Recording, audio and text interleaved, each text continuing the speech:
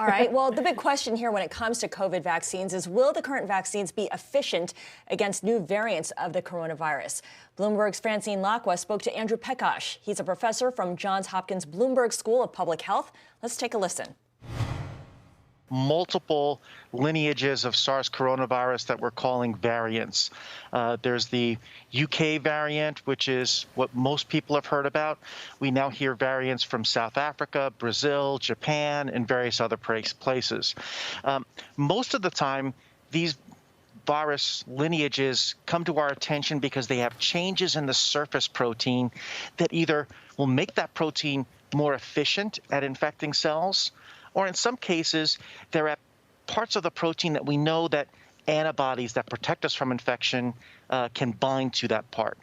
And so what we're really now focusing on is understanding how frequently these viruses are occurring in the population and how much of an effect does these one or two changes in the protein have on the vaccine-induced responses. So far, the data looks good. The vaccine seems to recognize all of these variants as they come up, but this is an ongoing research question that many, many laboratories around the world are keeping track of.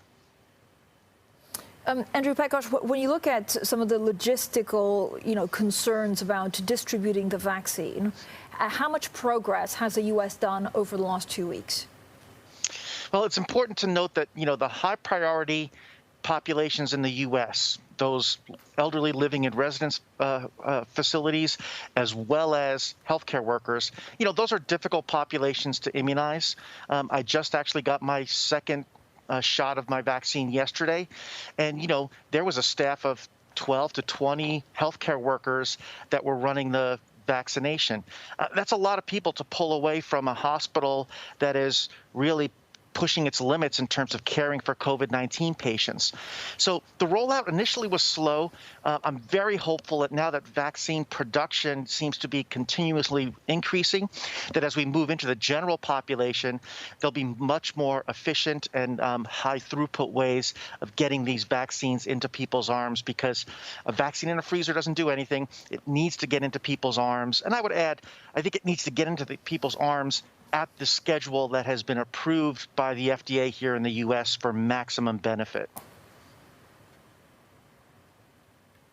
Andrew, when you look at some of overall the concerns of the next 5 to 6 months, how important is it that we have new vaccines, such as the J&J, which is one shot that would come on the market? Does that help, or isn't there just too much more logistics coming? Does it help with the doses? Yeah. Any vaccine will help with the doses, because even though we're increasing the amount of vaccinations that we're doing each week, we still need to increase that level by a great degree in order to obtain a good number of people who are vaccinated by the end of the summer. I think a goal that I've always thought about is the end of the summer, because what we would like to have is a large percentage of the population immunized before we enter the fall season. We all saw how horrific the fall season was, and now into the winter in terms of COVID-19 cases, as people moved inside into places where there's more contact between them.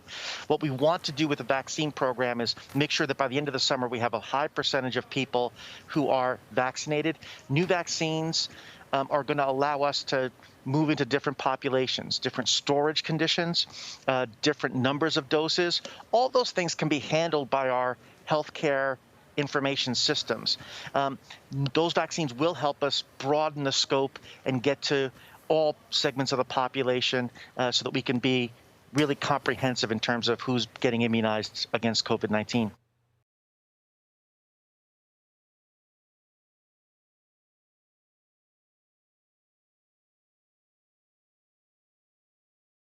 The biggest stories the moment they happen from around the globe. Subscribe to Bloomberg Quick Take now for insight in an instant.